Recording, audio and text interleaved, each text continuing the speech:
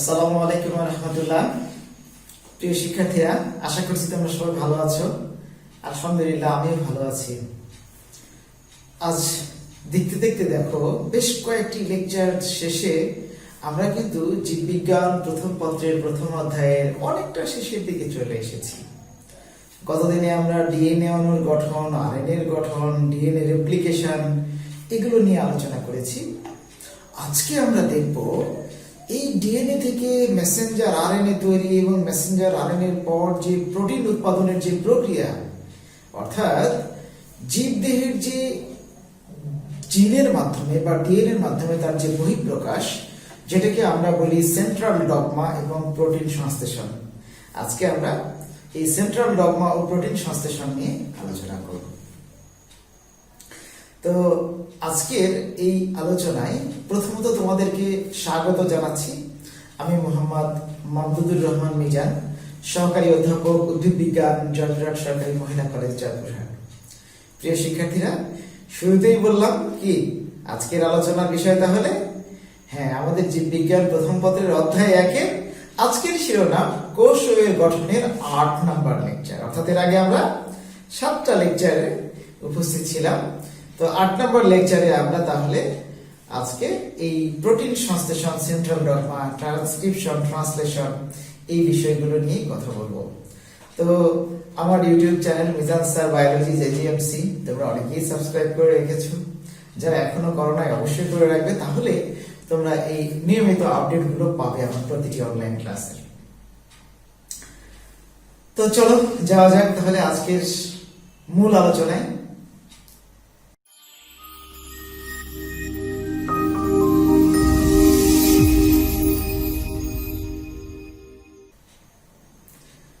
প্রথমত, কেন্দ্রীয় প্রত্যয় ও প্রোটিন সংশ্লেষণের যে বেসিক কথা, অর্থাৎ কেন্দ্রীয় প্রত্যয় বা সেন্ট্রাল ডগমা কি, আমরা যদি এটি নিয়ে একটু কথা বলতে চাই। এখানে যে ছবিটা তোমরা দেখতে পাচ্ছ, দেখো এখানে কিন্তু একটা ডিএনএ, এই যে দেখো এটি হচ্ছে ডিএনএ, অর্থাৎ এই যে দ্বিসূত্র ডিএনএ। এখান থেকে ট্রান্সক্রিপশনের মাধ্যমে একটি মেসেঞ্জার আরএনএ তৈরি হয় এবং সেই মেসেঞ্জার আরএনএ ডিএনএ এর কাছ থেকে যাবতীয় তথ্য, অর্থাৎ একটা প্রোটিন উৎপাদনের জন্য যে যে ইনফরমেশন, সেগুলো কিন্তু এই মেসেঞ্জার আরএনএ বহন করে এবং ফাইনালি একটি প্রোটিন উৎপাদনের মাধ্যমে জীবদেহের এই বৈশিষ্ট্যের বহিঃপ্রকাশ ঘটে। অর্থাৎ ওই প্রোটিনটি একটি এনজাইম হিসেবে ক্রিয়া করে এবং সেই এনজাইম জীবদেহের যে কোনো বিক্রিয়া পরিচালনার মাধ্যমে জীবের ফেনোটাইপিক বৈশিষ্ট্য প্রকাশ করে। এটিকেই আমরা সেন্ট্রাল ডগমা বলি। অর্থাৎ জীবদেহে রেপ্লিকেশন, ট্রান্সক্রিপশন, ট্রান্সলেশন এই প্রক্রিয়ার মাধ্যমে তথ্য প্রবাহের যে ঘটনাগুলো, অর্থাৎ জীবের যে বহিঃপ্রকাশ, জীবের যে সেন্ট্রাল একটা বহিঃপ্রকাশ, সেটিকেই কেন্দ্রীয় প্রত্যয় বা সেন্ট্রাল ডগমা বলা হয়। তো কোষে এই প্রক্রিয়াটা অবিরাম চলছে। একজন বিজ্ঞানী যার নাম ছিল ফ্রান্সিস ক্রিক, তোমরা এর আগেও জেনেছো, ডিএনএ যে গঠন আবিষ্কার করেছিলেন জিডি ওয়াটসন এবং ফ্রান্সিস ক্রিক। সেই ফ্রান্সিস ক্রিক সর্বপ্রথম 1958 সালে একটি ধারণা দেন যে এইরকম একটি প্রক্রিয়ার মাধ্যমে জীবের এই প্রোটিন উৎপাদন হয় এবং জীবের বৈশিষ্ট্য প্রকাশ করে। পরবর্তীতে 1970 সালে নেচার জার্নালে তার এই সেন্ট্রাল ডগমা তত্ত্বটি প্রকাশিত হয় এবং স্বীকৃতি পায়। ওকে, তো এই কাজগুলো আমরা ডিএনএ রেপ্লিকেশন দেখেছি। আজকে তাহলে আমরা এই সেন্ট্রাল ডগমার যে বাকি অংশ, অর্থাৎ প্রোটিন সংশ্লেষণ বা প্রোটিন সিনথেসিস, এটি আমরা দেখব। তো প্রোটিনের গঠনে বা প্রোটিন উৎপাদনের ক্ষেত্রে 20 ধরনের অ্যামিনো অ্যাসিড দরকার। বুঝাতে পারছি কথাগুলো? আসলে প্রোটিন হচ্ছে অ্যামিনো অ্যাসিডের চেইন, অ্যামিনো অ্যাসিডের পলিমার। হ্যাঁ, দেখো এখানে আমরা বলছি যে 20 ধরনের অ্যামিনো অ্যাসিড নিয়ে প্রোটিন অণু গঠিত। এই অ্যামিনো অ্যাসিড গুলো পেপটাইড বন্ধনের মাধ্যমে, মনে করো তোমাকে ছোট ছোট কতগুলো পুঁতি দেওয়া হলো, এইটা একটা পুঁতি, এইটা একটা পুঁতি, এইটা একটা পুঁতি। তো এই পুঁতিগুলো একটা পর একটা জোড়া দিলে কি হবে, সুতা দিয়ে বাঁধলে কি হবে, মালা হবে না? হ্যাঁ, তো এই অ্যামিনো অ্যাসিড গুলো মনে করো প্রোটিন অণুর একটি করে পুঁতির মতো, আর প্রোটিন অণু হচ্ছে ওই পুঁতির মালা। একটা পর একটা পুঁতি যে তুমি সুতা দিয়ে বাঁধছো, ঠিক এখানে এই বন্ধনটা পেপটাইড বন্ধন। তো অ্যামাইনো অ্যাসিড গুলো পরস্পর এই পেপটাইড বন্ধনের মাধ্যমে আবদ্ধ হয়ে যখন একটি লম্বা শিকড় বা পলিপেপটাইড তৈরি করে, এটি হচ্ছে প্রোটিন, আর এই তৈরির প্রক্রিয়াকেই আমরা বলি প্রোটিন সংশ্লেষণ। তবে এই প্রোটিন সংশ্লেষণের টোটাল প্রক্রিয়াটা কিন্তু হেডকোয়ার্টারের নির্দেশে হয়। হেডকোয়ার্টার মানে ডিএনএ, অর্থাৎ কোষের যে সেন্ট্রাল উপাদান, কেন্দ্রীয় উপাদান ডিএনএ, নিউক্লিয়ার ম্যাটেরিয়াল, সেই নিউক্লিয়ার ম্যাটেরিয়ালের নির্দেশনাতেই কিন্তু এই প্রোটিন সিনথেসিস সম্পন্ন হয়। এই জন্য এই প্রোটিন সংশ্লেষণের প্রক্রিয়াকে আমরা প্রধান দুটো ফেজে ভাগ করেছি। একটি হচ্ছে ট্রান্সক্রিপশন আর একটি ট্রান্সলেশন। আমি মাঝে মাঝে এরকম একটি গল্প দিয়ে বলি। মনে করো একজন বিদেশি বাংলাদেশে বেড়াতে এসেছেন, মনে করো একজন চাইনিজ ব্যক্তি বাংলাদেশে বেড়াতে এসেছেন বা একজন কোরিয়ান ব্যক্তি বাংলাদেশে বেড়াতে এসেছেন। উনি একটি প্রজেক্ট হাতে নেওয়ার চিন্তা করছেন, কিন্তু উনি বাংলা জানেন না। আবার আমার বাংলাদেশের একজন ব্যক্তি যিনি তার সাথে ওই প্রজেক্টটা ডিল করতে চান, তিনিও ওই চাইনিজ বা কোরিয়ান ভাষা জানেন না। তাহলে কি লাগবে? তোমার মতো একজন দক্ষ ব্যক্তি লাগবে, যে একজন দোভাষী হিসেবে কাজ করতে পারে, তাই না? ঠিক এই প্রোটিন সংশ্লেষণের বিষয়টাকেও কিন্তু আমরা এভাবে ব্যাখ্যা করতে পারি। অর্থাৎ ডিএনএ এর কাছ থেকে যে ইনফরমেশন, ডিএনএ হচ্ছে বস, হেডকোয়ার্টার, যে মনে করো ওই চাইনিজ বা ওই কোরিয়ান ব্যক্তির মতো, সে যাবতীয় সাপোর্ট দিবে, কিন্তু মূল কাজটা সে করবে না, কাজটা বাঙালি দিকে দিয়েই করিয়ে নেবে। তো কোষের ভেতরে এই প্রোটিন সংশ্লেষণের মূল কাজ, অর্থাৎ ডিএনএ এর বার্তাটা মেসেঞ্জার আরএনএ এর মাধ্যমে রাইবোজোমের কাছে প্রেরিত হওয়ার যে প্রক্রিয়া, সেটি হচ্ছে ট্রান্সক্রিপশন। আর সে অনুযায়ী প্রোটিন উৎপাদনের যে প্রক্রিয়া, সেটি হচ্ছে ট্রান্সলেশন। আমরা একে একে যাই, তাহলে বিষয়গুলো তোমাদের কাছে আরো সহজ হবে। তাহলে প্রোটিন সংশ্লেষণের প্রক্রিয়াকে আমরা দুটো ধাপে বা দুটো পর্যায়ে ভাগ করছি। একটি হচ্ছে ট্রান্সক্রিপশন আর একটি ট্রান্সলেশন, অনুবাদ। হ্যাঁ, সেই ট্রান্সলেশন। তবে এখানে বাংলা টু ইংরেজি বা ইংরেজি টু বাংলা নয়, হ্যাঁ, একটু আলাদা। এখানে হচ্ছে DNA to messenger RNA, messenger RNA এর মাধ্যমে ইনফরমেশন অনুযায়ী প্রোটিন। প্রথমত যদি আমরা ট্রান্সক্রিপশনের সংজ্ঞা দিই, দেখো ডিএনএ থেকে, ডিএনএ হচ্ছে একেবারে মূল জিন, হ্যাঁ, তো এই জিন থেকে, অর্থাৎ ডিএনএ থেকে আরএনএ, কি ধরনের আরএনএ? বার্তাবাহক আরএনএ, যেটাকে আমরা ইংরেজিতে বলেছিলাম কি মেসেঞ্জার, এমআরএনএ। হ্যাঁ, তো ডিএনএ থেকে এরকম একটি মেসেঞ্জার আরএনএ বা বার্তাবহ আরএনএ সংশ্লেষণের যে প্রক্রিয়া, সেই প্রক্রিয়াটি হচ্ছে ট্রান্সক্রিপশন। স্ক্রিপ্ট ট্রান্সফার হওয়া, দ্যাটস ট্রান্সক্রিপশন। ঠিক আছে? আর যে মেসেঞ্জার আরএনএ তৈরি হচ্ছে ট্রান্সক্রিপশনের মাধ্যমে, এই মেসেঞ্জার আরএনএ কিন্তু প্রোটিন তৈরির জন্য যত ইনফরমেশন, যত ডাটা, যত তথ্য সব বহন করে। তার মানে মেসেঞ্জার আরএনএ কার কাছ থেকে তথ্য নিচ্ছে? বসের কাছ থেকে, হেডকোয়ার্টার থেকে, ডিএনএ থেকে। ঠিক আছে? সেই ইনফরমেশন অনুযায়ী প্রয়োজনীয় প্রোটিনগুলো তৈরি করে। ওকে, তো এখন আমরা যদি দেখি এই ট্রান্সক্রিপশন প্রক্রিয়াটা কিভাবে সম্পাদিত হয়, তার ব্যাখ্যা যদি করতে চাই। ট্রান্সক্রিপশন প্রক্রিয়াতে কি কি উপকরণ প্রয়োজন হয়, আমরা যদি একে একে দেখি, দেখো 4 ধরনের উপকরণ প্রয়োজন হয়। কি কি?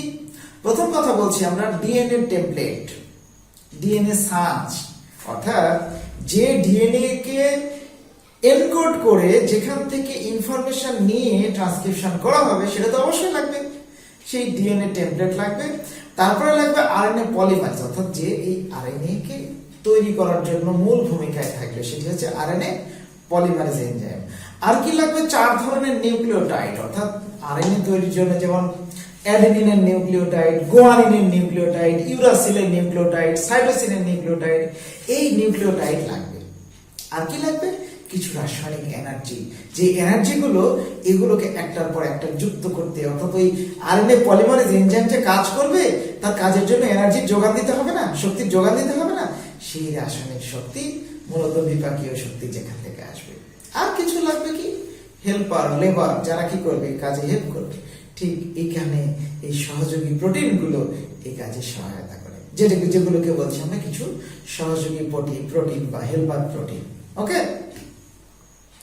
তো এই ট্রান্সক্রিপশন প্রক্রিয়া যদি আমরা একটু বর্ণনা করি, এটাকে আমরা দেখো 3টি ধাপে ভাগ করতে চাচ্ছি। বর্ণনার সুবিধার্থে, আলোচনার সুবিধার্থে।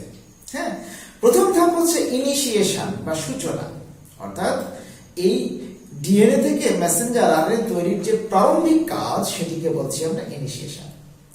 তো আমরা আগেই বলেছি যে ডিএনএ থেকে একটি ক্ষুদ্রতম অংশ যদি আমরা কেটে নিই বা বেছে নিই তাহলে সেটি হবে কি একটা জিন, ঠিক আছে। তো এই ডিএনএ তে প্রতিটি জিনের জন্য একটি করে প্রমোটর সাইট থাকে, একটা প্রমোটর পার্ট থাকে, যেখান থেকে কি করবে, ট্রান্সক্রিপশনের জন্য প্রমোট করবে, এইখান থেকে করো, ওখান থেকে করো, বা এই জায়গা থেকে করো, এই যে নির্দেশনা দান করা, সেই অংশটুকুকে বলি আমরা প্রমোটর। প্রথমত ট্রান্সক্রিপশন ফ্যাক্টর নামক ওই যে সহায়ক প্রোটিনগুলো বা ফ্যাক্টরগুলো, সেগুলো ওই প্রমোটরে আবদ্ধ হয়। এই যে দেখো আমরা এই জায়গায় বলছি, প্রথমে ট্রান্সক্রিপশন ফ্যাক্টর নামক একগুচ্ছ প্রোটিন প্রমোটরে আবদ্ধ হয়, অতঃপর আরএনএ পলিমারেজ এনজাইম ওই প্রমোটরের সাথে দৃঢ়ভাবে যুক্ত হয়ে যায়, আটকে যায়। কোথা থেকে ট্রান্সক্রিপশন শুরু হবে, হ্যাঁ, কোন জায়গা থেকে ট্রান্সক্রাইব শুরু করতে হবে, এই তথ্যগুলো কিন্তু এই প্রমোটর আরএনএ পলিমারেজ এনজাইমকেও দিয়ে দেয়। এই যে দেখো সেটাই বলছি যে কোন জায়গা থেকে ট্রান্সক্রিপশন হবে, শুরু হবে, প্রমোটর আরএনএ পলিমারেজকে সেই নির্দেশনা দান করে এবং সেই অনুযায়ী ডিএনএ এর পাক খুলে যায়। ডিএনএ তো পাক খুলতে হবে, নইলে ওটাকে শ্বাস হিসেবে কিভাবে ব্যবহার করবে? হ্যাঁ, তো এই পাক খোলার ক্ষেত্রে প্রথমে দেখা যায় এই যে দেখো কিছুটা পাক খুলে এগিয়ে যাচ্ছে এই যে প্রক্রিয়া। প্রথমত প্রায় 20টি নিউক্লিওটাইডের পেঁয়াজ খুলে যায়। এই যে দেখো শুরুতে সাধারণত কমপক্ষে 20টি বেস পেয়ার, অর্থাৎ যে জোড়গুলো আছে কমপক্ষে 20টি বেস পেয়ারের জোড় এখান থেকে খুলে যায় এবং ডিএনএ ডাবল হেলিক্সের যে সূত্রে জিন অবস্থিত সেটাকে শ্বাস হিসেবে ব্যবহার করে এবং ট্রান্সক্রাইব শুরু হয়। যেমন দেখো এখানে যদি 3-5 সূত্রকে বলি আমরা জিন হিসেবে ধরে নিলাম, তাহলে ট্রান্সক্রিপশনে যে মেসেঞ্জার আরএনএ তৈরি হচ্ছে এটা এই যে 5 প্রান্ত থেকে 3 প্রান্তের দিকে এগিয়ে যেতে থাকবে, এইভাবে ট্রান্সক্রিপশন শুরু হয়, ঠিক আছে। তো ইউক্যারিওটিক সেলের ট্রান্সক্রিপশনের ক্ষেত্রে 3 ধরনের আরএনএ পলিমারেজ পাওয়া যায়, কিন্তু প্রোক্যারিওটিক সেলে এখানে এক ধরনের আরএনএ পলিমারেজ পাওয়া যায়। কারণ প্রোক্যারিওটিক সেল কি, ওরা তো হতদরিদ্র, ওদের তেমন কিছু নাই, যা আছে ওই অল্প কিছু আরএনএ পলিমারেজ এক ধরনেরই আছে, সেটি দিয়েই তারা ট্রান্সক্রিপশন করতে পারে বা করে, ঠিক আছে। এবারে আসি স্ট্র্যান্ড বৃদ্ধিকরণ বা ইলংগেশন। সূচনা হয়ে গেল, স্টার্ট হয়ে গেছে, মানে বিসমিল্লাহ বলে শুরু করলাম, এখন কাজ চলতেই থাকবে এবং এক পর্যায়ে আমরা কি বলবো, স্টপ করে আলহামদুলিল্লাহ বলবো, সেরকম আর কি। তো শিকল বৃদ্ধিকরণ এটি যেটি হচ্ছে আরএনএ পলিমারেজ এনজাইম, যে এনজাইমের কথা আমরা বললাম, হ্যাঁ, এই এনজাইম বেস পেয়ারিং নীতি অবলম্বন করে, অর্থাৎ ডিএনএ তে যে বেসগুলো আছে ঠিক তার বিপরীত বেসগুলো নিয়ে, এরা ভুল করে না, হ্যাঁ, একেবারে যে অনুযায়ী ডিএনএ তে বেস আছে, যেমন দেখো ডিএনএ সাঁচে যদি এ টি টি সি জি এ এরকম থাকে, এ তে অ্যাডেনিন, টি তে থায়ামিন, সি তে সাইটোসিন, জি তে গুয়ানিন, তাই না? এটা তোমরা নিশ্চয়ই জানো। তো এরকম সিকোয়েন্স যদি থাকে তাহলে যে মেসেঞ্জার আরএনএ তৈরি হবে, যে আরএনএ তৈরি হচ্ছে এখানে দেখো ট্রান্সক্রিপশনের মাধ্যমে ঠিক তার বিপরীত, যেমন অ্যাডেনিনের বিপরীত কোডন কি, বিপরীত বেস কি, ইউরাসিল। কারণ যেহেতু আমরা ডিএনএ নয়, এটা তো কি তৈরি করছি, আরএনএ তৈরি করছি না, আরএনএ তো তোমার থায়ামিন আসবে না, এখানে আসবে কে, থায়ামিনের জায়গায় ইউরাসিল। তাহলে এইখানে যেহেতু থায়ামিন আছে, থায়ামিনের জায়গায় ঠিক এখানে অ্যাডেনিন আসছে, মানে বিপরীতে। আর যেখানে অ্যাডেনিন ছিল তার বিপরীতে বিপরীতে এখানে যেহেতু আরএনএ, সেখানে ইউরাসিল এসেছে। এইভাবে নাইট্রোজেনাস বেসের সিকোয়েন্স অনুযায়ী মেসেঞ্জার আরএনএ তৈরি করতে করতে এগিয়ে যাবে। এখানে আমরা সেটি দেখছি, এই যে সূচনার স্থানে ইনিশিয়েশন হলো, এইখানে কিন্তু শিকল বৃদ্ধি করে ইলংগেশন চলছে, অর্থাৎ শিকল বৃদ্ধিকরণ চলছে এবং আরএনএ পলিমারেজ এনজাইম, এই যে দেখো একটার পর একটা যে নিউক্লিওটাইড যেগুলো আছে, এগুলো টি এর মতো যেগুলো, এগুলো একটা নিউক্লিওটাইড, এই নিউক্লিওটাইডকে একটার পর একটা যুক্ত করে ঠিক ডিএনএ এর সাঁচ অনুযায়ী এইভাবে তৈরি করতে করতে এগোতে থাকছে, এগিয়ে যাচ্ছে, এগিয়ে যাচ্ছে, কতদূর পর্যন্ত আগাবে, একটা জায়গায় গিয়ে তো বন্ধ হতে হবে, সেটি হচ্ছে টার্মিনেশন। সেখানে গিয়ে ট্রান্সক্রিপশন বন্ধ হয়ে যাবে, অর্থাৎ ডিএনএ স্ট্র্যান্ডে ট্রান্সক্রিপশনের সমাপ্তিকরণ স্থানও নির্ধারিত থাকে। অর্থাৎ একটা ডিএনএ যে ক্ষুদ্রতম অংশকে আমরা জিন বললাম, ওই জিনের শুরু থেকে শেষ পর্যন্ত এই ইলগেশন চলতে থাকবে, কিন্তু যেখানে জিনের শেষ সেখানে ট্রান্সক্রিপশনও শেষ, অর্থাৎ সমাপ্তিকরণের স্থান নির্দিষ্ট করা থাকে। আরএনএ পলিমারেজ যে ওই বেস পেয়ারিং নীতি অবলম্বন করতে করতে করতে করতে একটা পর একটা নাইট্রোজেনাস বেস যুক্ত করে এবং সমাপনের স্থানে পৌঁছালেই এর কাজ শেষ হয়ে যায়। হ্যাঁ, কিছু কিছু জীবের ক্ষেত্রে দেখা যায় যে জিনের মানে কোন জায়গায় ট্রান্সক্রিপশন শেষ হবে তখন ওইটাকে কিছু ফ্যাক্টরের প্রয়োজন বা সাহায্যকারী প্রোটিনের প্রয়োজন হতে পারে এদেরকে পৃথক করার জন্য। আবার কিছু কিছু জীবে এটা স্বয়ংক্রিয়ভাবে পরস্পর থেকে এই মেসেঞ্জার আরএনএ এবং এটা পৃথক হয়ে যায়। এই যে দেখো ট্রান্সক্রিপশন করতে করতে এগিয়ে গেছে, ছবিটা যদি দেখো এই যে সমাপনের স্থানে এসে গেছে, এই যে এটা সমাপনের স্থান, ঠিক এখানে এসে ট্রান্সক্রিপশন প্রক্রিয়া সমাপনী হবে। এইভাবে চলছে একটা পর একটা মেসেঞ্জার আরএনএ তৈরির প্রক্রিয়া। তাহলে এর পরের যে অংশটুকু প্রোটিন সংশ্লেষণের সেটিকে বলি আমরা ট্রান্সলেশন। আমি একটু তোমাদের বেসিক কথাটা বলে নিই। এই যে ট্রান্সক্রিপশন হলো, ট্রান্সক্রিপশনটা কিন্তু হচ্ছে নিউক্লিয়াসের ভেতরে, কথাটা মনোযোগ দিয়ে শোনো। আমরা প্রকৃত কোষের কথা যদি বলি, হ্যাঁ, প্রকৃত কোষের নিউক্লিয়াসের ভেতরে ট্রান্সক্রিপশনটা সম্পাদিত হচ্ছে। আর ট্রান্সক্রিপশন হওয়ার পরে ওই ডিএনএ থেকে মেসেঞ্জার আরএনএ তৈরি হওয়ার পরে ওই মেসেঞ্জার আরএনএটা নিউক্লিয়ার রন্ধ্র দিয়ে বাইরে বেরিয়ে চলে আসছে, এসে কোথায় যাবে? সাইটোপ্লাজমে যাবে। সাইটোপ্লাজমে গিয়ে মূলত এই পরের অংশটুকু অর্থাৎ এই ট্রান্সলেশন কাজটি করে। সাইটোপ্লাজমে কিন্তু ট্রান্সলেশন হচ্ছে, অর্থাৎ সাইটোপ্লাজমে যে রাইবোজোম আছে, প্রোটিন সংশ্লেষণের কারখানা বলেছিলাম না আমরা রাইবোজোমকে, হ্যাঁ, সেই রাইবোজোমে গিয়ে কিন্তু এই বাকি কাজটুকু ফাইনাল যে প্রোটিন সংশ্লেষণের মূল কাজ, অর্থাৎ সবগুলোই মূল কাজ, কিন্তু এন্ড প্রোডাক্ট হিসেবে যে প্রোটিন পাওয়ার কাজ সেটি কিন্তু ট্রান্সলেশন। কথা ক্লিয়ার? তাহলে আমরা যদি একটু ট্রান্সলেশনকে সংজ্ঞায়িত করি, যে প্রক্রিয়ায় দেখো আমরা যে মেসেঞ্জার আরএনএ পেলাম, ওখানে যে প্রক্রিয়ায় মেসেঞ্জার আরএনএ কর্তৃক বাহিত জেনেটিক কোড, এই কথাটা কিন্তু আমরা একটু, যদিও পরে আমাদের জেনেটিক কোডের নিয়ে আমরা আরেকটা ক্লাস নেব, তাহলে এই চ্যাপ্টার শেষ হয়ে যাবে। যে প্রক্রিয়ায় মেসেঞ্জার আরএনএ কর্তৃক বাহিত জেনেটিক কোড অর্থাৎ জেনেটিক ইনফরমেশন, ডিএনএ থেকে যে মেসেঞ্জার আরএনএতে তথ্যটি এসেছে সেটি নির্দিষ্ট কতগুলো কোড আকারে আসে। বিভিন্ন মোবাইল অপারেটর যেমন নির্দিষ্ট কোড দিলে আমরা বুঝতে পারি না, ঠিক এরকম কিছু কোড আকারে আসে। তখন ওই কোড আকারে আসার পর রাইবোজোমে যে ট্রান্সফার আরএনএ আছে ওর পাশে, ওই ট্রান্সফার আরএনএর সহায়তায় একটার পর একটা অ্যামাইনো অ্যাসিড নিয়ে এসে যে পেপটাইড বন্ডিং এর মাধ্যমে অর্থাৎ ডিএনএ নির্দেশনা অনুযায়ী প্রয়োজনীয় অ্যামাইনো অ্যাসিড গুলোকে যুক্ত করে যে একটি ফাইনালি পলিপেপটাইড তথা প্রোটিন তৈরি করার যে প্রক্রিয়া, সেই প্রক্রিয়াকেই আমরা বলছি ট্রান্সলেশন। কথা ক্লিয়ার? তাহলে যে প্রক্রিয়ায় মেসেঞ্জার আরএনএতে প্রাপ্ত তথ্য অনুযায়ী একটার পর একটা অ্যামাইনো অ্যাসিডকে চেইন অর্থাৎ পেপটাইড বন্ধনে আবদ্ধ করে একটি প্রোটিন তথা পলিপেপটাইড তৈরি করে, সেই প্রক্রিয়ার নামই ট্রান্সলেশন, অনুবাদ। অর্থাৎ ডিএনএ কি তথ্য দিয়েছে, সেই তথ্য সে স্ক্রিপ্টটা রেখেছে, ট্রান্সক্রিপ্টর কাছে রেখেছে, সেই অনুযায়ী অনুবাদ করা, কি কি প্রোটিন, কি কি অ্যামাইনো অ্যাসিড দিয়ে প্রোটিন হবে, কোনটার পর কোনটা আসবে, এই অনুবাদ করার প্রক্রিয়াটাই হচ্ছে ট্রান্সলেশন। ওকে, এখন আমরা আসি এই ট্রান্সলেশনের ব্যাখ্যায়। ট্রান্সলেশনের জন্য কি কি প্রয়োজনীয় উপাদান, যেমন প্রথম কথা বলছি আমরা ডিএনএ কোডবাহী মেসেঞ্জার আরএনএ, অর্থাৎ ওই যে ট্রান্সক্রিপশনের মাধ্যমে যে ডিএনএ কোডবাহী অর্থাৎ জেনেটিক কোডবাহী মেসেঞ্জার আরএনএ তৈরি হয়েছে, এইটি এখানে মুখ্য ভূমিকায় থাকবে, কারণ এই অনুযায়ী ট্রান্সক্রিপশন হবে। তারপরে কি লাগবে? ট্রান্সফার আরএনএ, কারণ এই ট্রান্সফার আরএনএ ওই তথ্য অনুযায়ী একটার পর একটা অ্যামাইনো অ্যাসিডকে কিন্তু বহন করে নিয়ে আসবে, ঘাড়ের উপর করে বহন করে নিয়ে আসে। আমরা দেখবো, দেখো মজার বিষয়। এরপরে কি লাগবে? রাইবোজোম, কারণ এই কারখানাটা তো রাইবোজোম।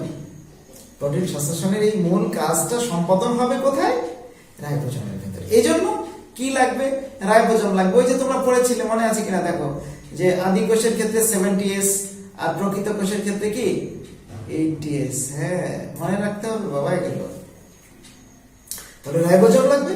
তারপরে লাগবে কি? অ্যাক্টিভেটিং এনজাইম, অর্থাৎ ওই অ্যামিনো অ্যাসিডকে সক্রিয়করণ করবে, যারা অ্যাক্টিভেট করবে, মানে এমনি এমনি ওরা আসবে না, ফ্লো করবে। এই যারে যাস না কেন, তোকে ডাকছে, যা, তোর ডাক আসছে, তখন ওরা অ্যাক্টিভ হয়ে এই পেপটাইড বন্ধনের জন্য উদ্বুদ্ধ হবে, এরকম মানে আমি আমার ভাষায় বলছি, এটা কোষীয় ভাষার মাধ্যমে এটি হচ্ছে। ট্রান্সলেশনের এই প্রক্রিয়াটা কি কিভাবে সম্পাদিত হয় আমরা যদি এখন একটু সেইটা দেখি, তাহলে আমরা প্রথম যে অংশটুকু বলছি, দেখো প্রথমে যেটি হয়, রাইবোজোমের সাথে মেসেঞ্জার আরএনএটা, অর্থাৎ যেটা ট্রান্সক্রিপশনের মাধ্যমে যে মেসেঞ্জার আরএনএ তৈরি হয়েছিল, সেই মেসেঞ্জার আরএনএ রাইবোজোমের সাথে প্রথমত যুক্ত হয় এবং রাইবোজোমের যেটা ছোট উপ একক বা স্মল সাব ইউনিট, দেখো ট্রান্সক্রিপশন প্রক্রিয়ায় সৃষ্ট মেসেঞ্জার আরএনএ নিউক্লিয়াস থেকে মুক্ত হয়ে, যে কথাটা আমি একটু আগে অলরেডি বলেছি তোমাদের, সাইটোপ্লাজমে এসে রাইবোজোমের ছোট সাব ইউনিটের সাথে যুক্ত হয় এবং এই স্থানে কোডন ও অ্যান্টিকোডনের মিলন ঘটে। কোডন হচ্ছে ডিএনএ এর কাছ থেকে পাওয়া মেসেঞ্জার আরএনএ তে যে নাইট্রোজেনাস বেস আছে সে অনুযায়ী যে তথ্য, সেটিকে বলছে আমরা কোডন। আর ওই তথ্য অনুযায়ী যে ট্রান্সফার আরএনএ একটার পর একটা অ্যামাইনো অ্যাসিডকে নিয়ে আসবে সেই তথ্য অনুযায়ী, তাহলে ওই কোডনের সাথে বিপরীত একটি কোডন, যেমন মনে করো AUG যদি হয় কোডন, ঠিক অ্যান্টিকোডন হবে UAC। এইভাবে কোডন এবং অ্যান্টিকোডন যখন ম্যাচ করবে, বিপরীত কোডনগুলো মিলে যাবে, তখন ওই ডিএনএ নির্দেশনা অনুযায়ী প্রয়োজনীয় অ্যামিনো অ্যাসিডটা কিন্তু ওই ট্রান্সফার আরএনএর ঘাড়ের উপর থাকবে, মানে ট্রান্সফার আরএনএ সেটাকে বহন করবে। কথাটা বোঝাতে পারলাম কিনা খেয়াল করো। এইভাবে কোডন এবং অ্যান্টিকোডনের মিলন ঘটে এবং নির্দিষ্ট অ্যামাইনো অ্যাসিডটাকে বহন করার জন্য এই ট্রান্সফার আরএনএ তখন প্রস্তুত থাকে। তাহলে রাইবোজোমের প্রথমত ছোট সাব ইউনিটের সাথে মিলিত হয়, এরপরে এই বড় সাব ইউনিটটাও এখানে আসে এবং তখন কিন্তু এই রাইবোজোমটা মূলত একটি পূর্ণাঙ্গ রাইবোজোমে পরিণত হয়। আমরা যেমন কোষের ভেতরে দেখেছি যে 80S রাইবোজোমে দুটো সাব ইউনিট থাকে, একটি 40S আর একটি 60S। আসলে এগুলো আলাদা আলাদা 40-60 শো করে, কিন্তু যখন প্রোটিন সংশ্লেষণের সময় এরা একসাথে এই মেসেঞ্জার আরএনএর সাথে যুক্ত হয়, তখন কিন্তু এগুলো 80S, আবার আদি কোষের ক্ষেত্রে সেটি 70S এরকম প্রদর্শন করে। ঠিক আছে, তাহলে রাইবোজোমের যে বড় সাব ইউনিট, এখানে কিন্তু কতগুলো সাইট দেখা যায়। যেমন একটি সাইটকে বলি আমরা এ সাইট, যেখানে ট্রান্সফার আরএনএ প্রথম এসে অ্যামাইনো অ্যাসিডকে যুক্ত করে, এটাকে বলি আমরা এ সাইট বা অ্যামাইনো অ্যাসাইল সাইট। আরেকটি সাইট আছে যেটাকে বলি আমরা পি সাইট, যেটাকে আমরা পূর্ণরূপে যদি বলি এটি হচ্ছে পেপটিডাইল সাইট, যেখান থেকে পেপটাইড বন্ধন তৈরি করে। হ্যাঁ, আরেকটা সাইটও তোমরা দেখবে কোথাও কোথাও, এখানেও যদি আমি বলি না, আমি একটু মুখে বলি, সেটি হচ্ছে ই সাইট, এলিভেশন সাইট। তাহলে এ সাইট, পি সাইট এবং ই সাইট, এইভাবে এই প্রথমত এ সাইটে ট্রান্সফার আরএনএ যুক্ত হয়, পরে বি সাইটে চলে যায়, এখান থেকে আবার পেপটাইড শিকল বাড়তে থাকে এবং এই এক পর্যায়ে এখান থেকে ই সাইটে চলে যায় এবং শিকল বাড়াতে থাকে। দেখো আমরা যদি এখানে প্রথমত দেখি, এই যে AUGটা হচ্ছে এখানে কোডন, আর এই যে দেখো বিপরীত কোডন USC এখানে যুক্ত হয়েছে। ঠিক আছে, আচ্ছা এখানে দেখো এই যে CUU এটি কোডন, তার বিপরীত কোডন কি আসছে GAA। তাহলে এইভাবে প্রত্যেকটা কোডন এবং অ্যান্টিকোডন, দেখো GCG, এখানে দেখো CGC আসছে, এখন এসে পৌঁছায়নি, ঠিক তার বিপরীত কোডন। এখানে দেখো AGC, এখানে ঠিক তার বিপরীত কোডন কি আসতে হবে, এই যে AGC, তাহলে এখানে আসতে হবে UCG। হ্যাঁ, UCG এইভাবে আসছে। এই যে একটার পর একটা কোডন, তার বিপরীতে অ্যান্টিকোডন আসে এবং সেই এটা দেখো সেই ট্রান্সফার আরএনএ এবং ট্রান্সফার আরএনএর উপরে যে ঘাড়ের উপরে যে গোল বলের মতো, এইটা কিন্তু সেই করসপন্ডিং অ্যামাইনো অ্যাসিড, অর্থাৎ ওই কোড যদি থাকে তাহলে এই অ্যামাইনো অ্যাসিডটা তার ঘাড়ের উপরে থাকবে বা সে বহন করবে। ঠিক আছে, এইভাবে একটার পর একটা অ্যামাইনো অ্যাসিডকে বহন করে করে নিয়ে এসে এখানে এই তোমার initiation factor, Messenger RNA, transfer RNA, এগুলোকে সবগুলোকে একত্রিত করে এবং এটিপি বা জিটিপি থেকে প্রয়োজনীয় শক্তিগুলো আসে এবং এই জায়গায় এসে এই পেপটাইড বন্ধনের মাধ্যমে পলিপেপটাইড চেইনের বৃদ্ধি হতে থাকে। অর্থাৎ 70S রাইবোজোম যেটা, হ্যাঁ, তারপরে বা 80S রাইবোজোম যদি হয় প্রকৃত কোষের ক্ষেত্রে, এইভাবে এরা পেপটিডাইল, অ্যামাইনো অ্যাসাইল এবং ইলোগেশন এই সাইটে একটির পর একটি অ্যামাইনো অ্যাসিডকে যুক্ত করে এবং শিকল বাড়তে থাকে। শিকল বাড়তে বাড়তে একটা জায়গায় গিয়ে তো সমাপ্ত হবে। এই যে দেখো শিকল বাড়াটা যদি তোমাকে দেখেন, এইটা হচ্ছে 1 নম্বর অ্যামাইনো অ্যাসিড, এইটা 2 নম্বর অ্যামাইনো অ্যাসিড, এইটা 3 নম্বর অ্যামাইনো অ্যাসিড। দেখো এইভাবে কিন্তু আমরা আগে এই পর্যন্ত দেখেছিলাম। এখন আমরা এগিয়ে যাচ্ছি 4 নম্বর, 5 নম্বর, 6 নম্বর, 7 নম্বর। ঠিক এখানে দেখো ইউসিজি, এখানে এসিজি, সরি এজিসি, তারপর একটা দেখো এজিইউ, এখানে ইউসিএ। এইভাবে পর্যায়ক্রমিকভাবে কোডন অ্যান্টিকোডন মিলনের মাধ্যমে আসে। হ্যাঁ, কখনো কখনো এমন হতে পারে, মনে করো এখানে তো আমরা মিলিয়ে মিলিয়ে দেখছি যে এটা পুরোটা আসছে, সবসময় কিন্তু তা হয় না। মিসম্যাচিং কোনো অ্যান্টিকোডনও এখানে আসতে পারে, কোনো ট্রান্সফার আরএনএ এখানে আসতে পারে, তখন সেটাকে কিন্তু রিফিউজ করে দেয়, no you are not fit for me. তখন ওই ট্রান্সফার আরএনএটা রিফিউজ হয়ে যায়। তখন যখন কেবলমাত্র ওই কোডন আর অ্যান্টিকোডনের মিল ঘটে বা উপযুক্ত ট্রান্সফার আরএনএ এখানে অ্যান্টিকোডন নিয়ে আসে, যখন অ্যান্টিকোডন মিলবে তখন ওই অ্যামাইনো অ্যাসিডটাও মিলবে নির্দেশনা অনুযায়ী। এইভাবে একটির পর একটি অ্যামাইনো অ্যাসিড এখানে যুক্ত হয় এবং শিকল বৃদ্ধি করতে থাকে। ফাইনালি কি হবে? টার্মিনেশন হবে। হ্যাঁ, অর্থাৎ একটার পর একটা অ্যামাইনো অ্যাসিড যুক্ত হয়ে শিকল বৃদ্ধি হলো, পলিপেপটাইড চেইন বাড়লো। হ্যাঁ, এরপরে যেটি হবে, এই যে পরের লাস্টের কথা যদি আমরা বলি, সেটি হচ্ছে পলিপেপটাইড চেইনের সমাপ্তি। সমাপ্তির জন্য কিন্তু 3টা কোডন থাকে। কোডনগুলো কি কি দেখো? হ্যাঁ, 3টি করে বেস নিয়ে যে কোডন গঠিত হয়, আমরা পরের দিন এটি নিয়ে আরো বিস্তারিত আলোচনা করব। যেমন ইউএএ, ইউএজি এবং ইউজিএ, এই 3টিকে আমরা বলি স্টপ কোডন, মানে সমাপনী কোডন। এই 3টি যদি আসে তাহলে দেখা যায় যে ওই অ্যামাইনো অ্যাসিডের চেইনের সমাপ্তি ঘটে এবং এগুলোকে কার্যক্ষমতাবিহীন কোডনও বলি আমরা, ননসেন্স কোডনও বলে থাকি, কারণ এরা কোনো অ্যামাইনো অ্যাসিডের সংকেত বহন করে না। এরা কেবলমাত্র কি করে? স্টপ, আর যাওয়া যাবে না, কিন্তু তার নিজের কোনো ভাষা নেই। এই ভাষাটাই শুধু যে তোমাকে থামতে হবে, কিন্তু সে যে নিজে কোনো অ্যামাইনো অ্যাসিড তৈরি করে থামবে সেটি সে করতে পারে না। এই জন্য এটাকে বলি আমরা কার্যক্ষমতাবিহীন বা ননসেন্স কোডন। এভাবে যদি হয় তখন দেখা যাবে যে চেইন সমাপ্তি ঘটে এবং পেপটাইড চেইন সমাপ্তি ঘটলে রাইবোজোমের যে দুটো উপ একক যুক্ত হয়েছিল 40X আর 60S, এগুলো কিন্তু আবারও আলাদা হয়ে যায়, মুক্ত হয়ে যায়, রাইবোজোমগুলো মুক্ত অবস্থায় ছড়ে বেড়ায়। ঠিক আছে? এইভাবে পুনরায় এরা আবার প্রোটিন সংশ্লেষণের জন্য আবারও কোনো না কোনো মেসেঞ্জার আরএনএর সাথে যুক্ত হয়ে এই কাজটি সম্পাদন করে। তাহলে একটু বাড়ির কাজের কথা বলি, অনেক আলোচনা করেছি। এইটা আজকের বাড়ির কাজ, ট্রান্সক্রিপশন ভার্সেস ট্রান্সলেশন। এই দুটোর মধ্যে তুলনা করতে হবে। প্রক্রিয়া দুটো সুন্দর করে তোমরা নিজেরা পড়বে, ছবিটাও আঁকবে। ওইটা বাড়ির কাজ আপাতত দিচ্ছি না, পরবর্তীতে তোমাদের কোনো এক সময় হয়তো ফিজিক্যাল ক্লাস যদি দেখা হয় বলবো। আর এটা একটা বাড়ির কাজ করবা, সেটা হচ্ছে ট্রান্সক্রিপশন এন্ড ট্রান্সলেশন। এই দুটোর মধ্যে সুন্দর করে, তোমাদের অনেক বইতে এরকম করে দেওয়া আছে, না দেওয়া থাকলে ভালো হতো, আমি এক নজর দেখিয়ে দিলাম। এইটা তোমাদের আগামী দিনের হোমওয়ার্ক। এটা সুন্দর করে খাতায় করে লিখে আমার পেজে আপলোড করবে বা আমাদের কলেজের পেজে আপলোড করবে বা আমাকে মেসেঞ্জারে ইনবক্স করবে। তো প্রিয় শিক্ষার্থীরা, তোমাদেরকে অনেক অনেক ধন্যবাদ এতক্ষণ মনোযোগ দিয়ে আমার এই ক্লাসটি দেখার জন্য। ভালো থাকবে, আল্লাহ হাফেজ।